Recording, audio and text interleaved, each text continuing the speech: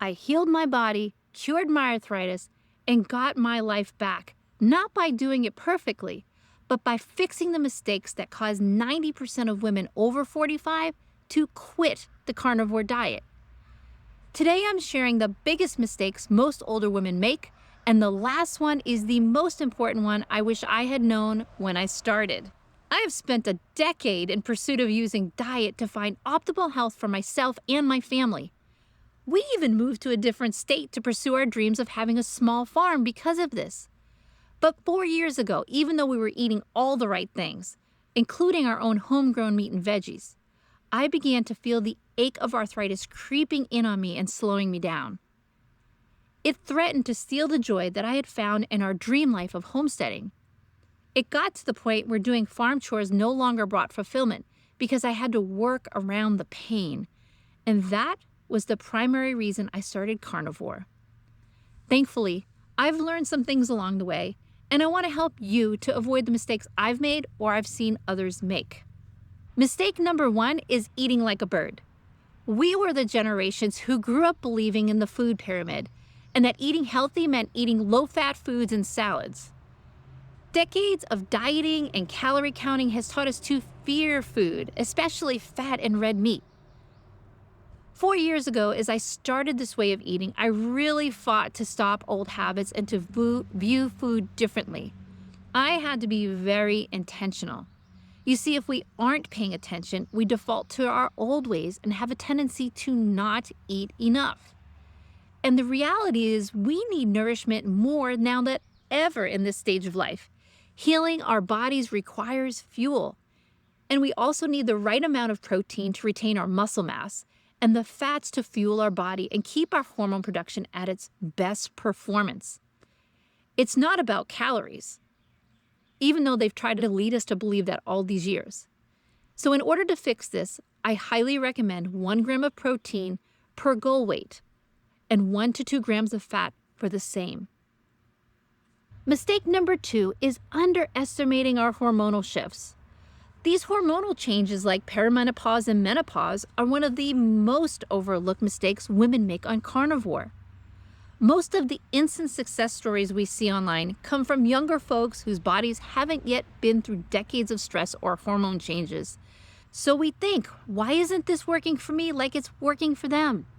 And we end up confused or frustrated. Now, to be fair, some women our age glide through these changes without much issue. But for many of us, that's not the case.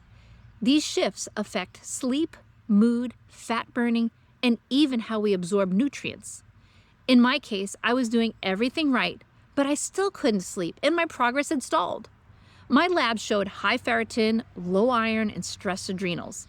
So that's when I realized it wasn't about trying harder. It was about supporting my hormones. So if you're in this place, what do you do instead?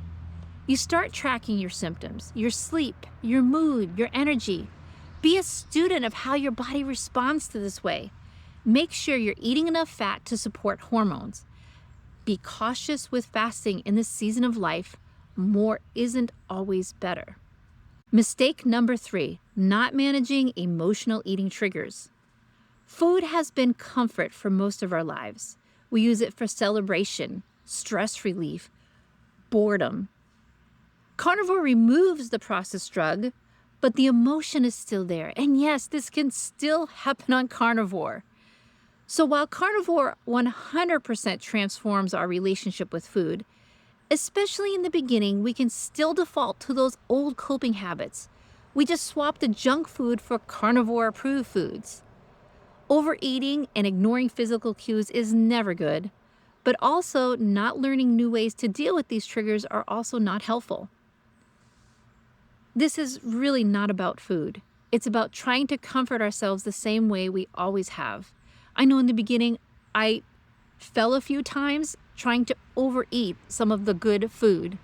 And I know if we don't recognize that, we just keep running to that same pattern. I've had to learn to replace food with some real rituals, praying through that time, journaling it, or calling a friend, or distracting myself and doing something different. It's about being aware and resolving to do it differently. In not much time, you're going to see yourself do this less and less and eventually almost never. If you're just thinking about trying carnivore and maybe you're in the research phase right now, I get it. I did the same thing. But I'd love for you to go grab my free 7-day starter kit.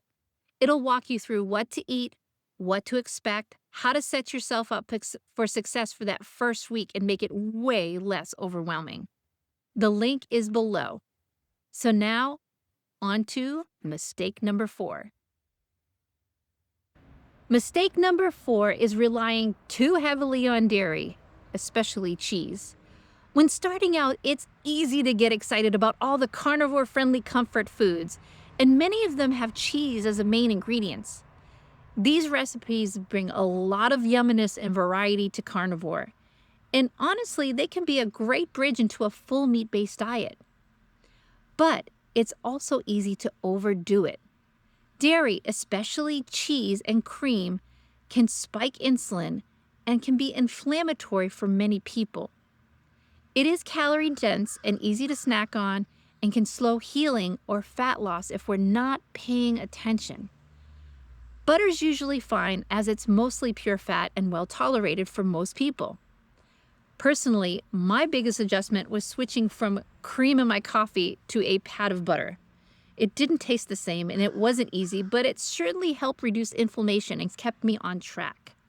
So in order to fix this, you don't have to cut out cheese completely. You just have to use it sparingly. Let it complement your meals, not be a main part of them. And if you're stalled or inflamed, try a 30-day break from dairy, except the butter, and see how your body responds. Mistake number 5, and this is a big one, is forgetting our why. When the scale doesn't move or life gets hard, it's easy to forget why we started this. And that's when it gets dangerous, because without a why, it's so easy to give up. But let me ask you something. Is it really just about weight loss? And maybe it is for you, and that's okay. But I can tell you, for a lot of us, it's so much deeper than that. For me, I was just tired of being tired. The arthritis pain was stealing the joy out of the life we had built. And I was forgetting things constantly, and it was embarrassing. I was starting to feel old, and I wasn't ready for that. I still have too much life I want to live. This way of eating has brought healing, not just physically, but mentally and emotionally. And no, I don't have to eat this way forever.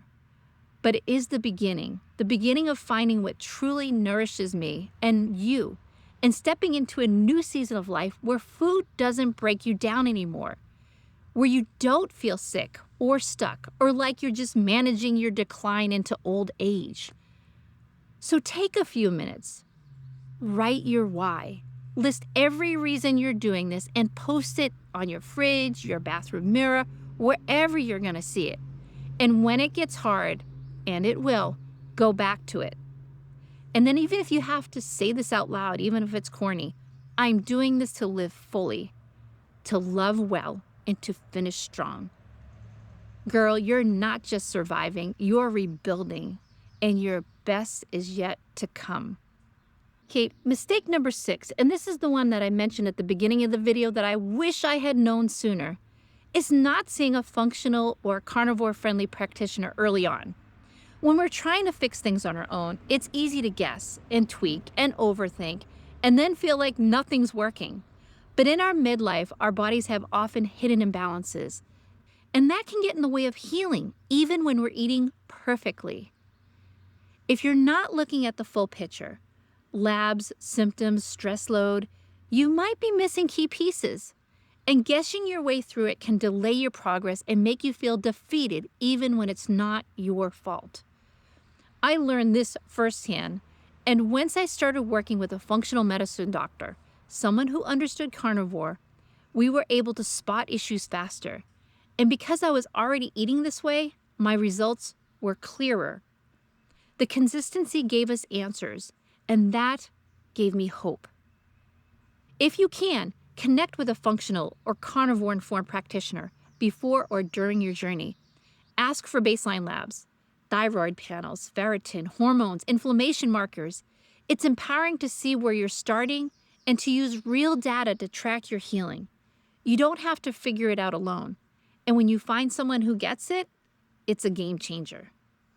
If you're ready to start strong and stay on track, remember I mentioned this earlier in the video, grab that free 7-day carnivore starter kit. It's simple, doable, and designed specifically for women over 45. You'll find it linked below. And if this helped you, give it a thumbs up, subscribe for more, and share this with a woman who needs to hear she's not broken. She just needs the right tools.